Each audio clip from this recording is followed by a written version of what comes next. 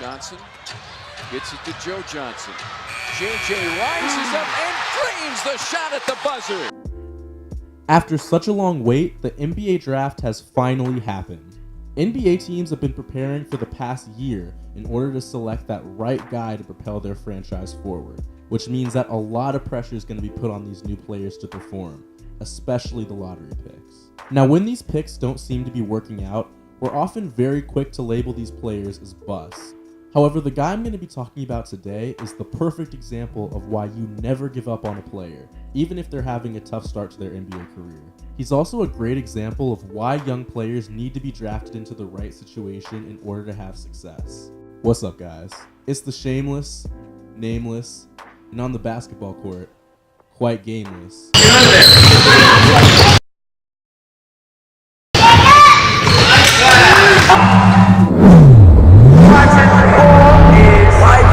Plug. And today I'm going to be telling you about Joe Johnson, the player who was traded halfway through his rookie season but went on to become a 7-time All-Star. Stick around.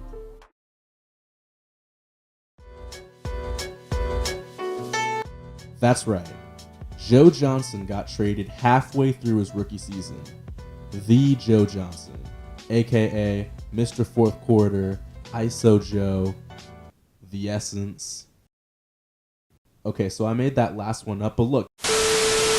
But seriously, I think a lot of NBA fans don't realize how poor of a start Joe Johnson's NBA career got off to. And for a hot minute, Joe Johnson actually looked like a little bit of a bust. But of course, I'm getting ahead of myself. Let's start from the beginning. Ever since Joe Johnson was a young high school prospect, he'd always been touted for success. As a senior in high school, Johnson won Arkansas's Mr. Basketball Award, an award recently given to NBA players such as Archie Goodwin and Malik Monk. His success would translate into college ball as well.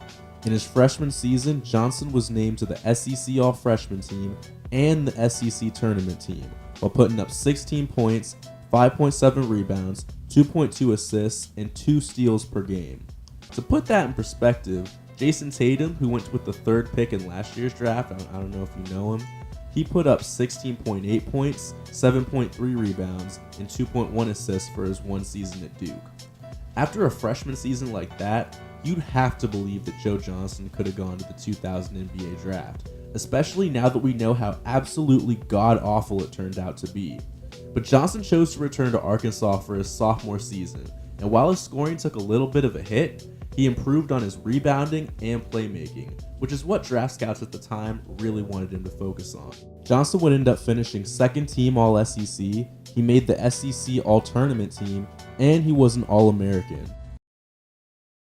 Honorable mention. That summer, Johnson declared for the 2001 NBA draft and was taken with the 10th pick by the Boston Celtics. With the 10th pick in the 2001 NBA draft, the Boston Celtics select Joe Johnson from the University of Arkansas.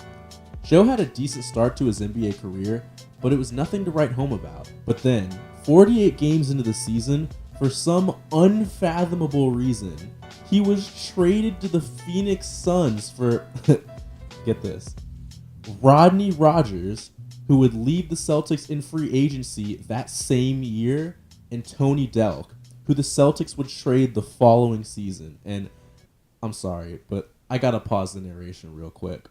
Can we just take a minute to talk about how bad this trade was? So, the Celtics gave up Joe Johnson, aka their lottery pick, aka The Essence, Randy Brown, Milt Palacio, and a 1st round pick for Tony Delk and Rodney Rogers. Now, you'd think that the Celtics would be giving all this up for 2 good veterans, right? Well, Tony Delk had just come off a season with the Kings where he'd averaged a whopping 6.4 points per game. And though Rodney Rogers had just won the NBA 6th Man of the Year award, he left in free agency that same summer, so it didn't even matter. The Celtics essentially gave up a future star and a 1st round pick to rent Rodney Rogers for half a season. But here's where it gets really interesting. This trade actually could have been astronomically worse for the Celtics. Remember that 1st round pick they gave up? Well, lucky for the Celtics, the Suns ended up drafting Casey Jacobson with it, who was out of the league in 2 seasons. However, guess who was taken 1 pick later? With the 23rd pick in the 2002 NBA Draft, the Detroit Pistons select Tayshaun Prince from the University of Kentucky. Yeah, so the Suns were 1 pick away from making this one of the worst trades of the modern era for sure, and maybe even one of the worst trades in NBA history. As soon as Johnson was traded to the Suns, his points per game immediately went up, and he would actually be named to the All-Rookie second team that same season. However, the 2003-2004 season is where Johnson would make his biggest leap, going from averaging 9.8 points a night the previous season to 16.7 points a night. Johnson would soon become a consistent 20 points a night player, earning him a $70 million contract with the Atlanta Hawks. And as we all know, Johnson went on to become a 7-time All-Star and had great stints with the Nets, Heat, Jazz, and most recently the Houston Rockets. And now we see him doing stuff like this. This is going back to Joe Johnson. 4 seconds left. Double overtime. Net Yeah, we'll see you next time. looking for the win. Johnson, the step back. He buries it. Joe Johnson. Oh, my goodness. He wins it in double overtime. So guys, with the NBA draft finally happening and all these new guys getting associated with their new teams, I think Joe Johnson's story goes to show you that not all players develop at the same rate. And although we saw guys like Donovan Mitchell and Jason Tatum tear it up this season, some guys just haven't hit their stride yet, and that's okay. But what you definitely don't want to do as an executive is give up on that player halfway through their rookie year, because they might just become a 7-time All-Star. So guys, that's going to do it for this video. If you enjoyed, then I'd really appreciate a like. And if you want to see more from this channel, then definitely go ahead and subscribe. I'm going to mainly be making NBA type content like this, and with so many big moves about to happen this offseason, you better believe I'm going to be here to talk about them.